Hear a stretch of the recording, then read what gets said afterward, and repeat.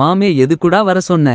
மாப்பிள்ள நாளைக்கு பொங்கல், நீ போய் முடிய வெட்டிட்டு மாசா வரும், வா போவோம். சரி வா போலாம்.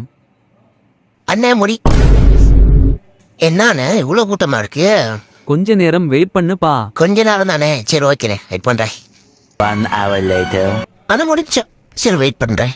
3 hours later. அண்ணா முடிஞ்சு, சரி இன்னும் முடியல, சரி வெயிட் பண்றேன். 1 eternity later.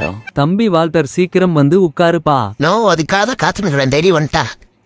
எப்படி வெட்டணும்னு டக்குன்னு சொல்லுப்பா, அடுத்து ஆள் வெயிட் பண்றாங்க. அந்த முல்லை கட் போட்டு பின்னாடி வாங்க தெரியுற மாதிரி ஒரு ஆ சரி. A few minutes later. தம்பி முடிஞ்சுப்பா. செம்மையாகிறப்பா. ஏய் சூப்பராகிறப்பா. சூப்பராகிறப்பா. ஹீரோ மாதிரியே 10 ரூபா போட்டு கொடுப்பா. என்ன பண்ண?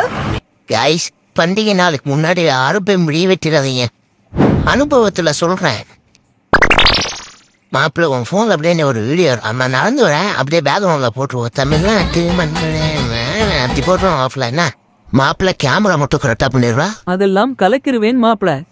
என்ன மாப்பிள்ளைங்களா இன்ஸ்டா ரீல்ஸ் எடுக்குறீங்களா? ஆமா மாப்பிள்ள, நீ நான் முடிய வெட்டாம இருக்க, நேத்தாச்சும் போய் முடிய வெட்டிட்டு இருக்கலாம்ல.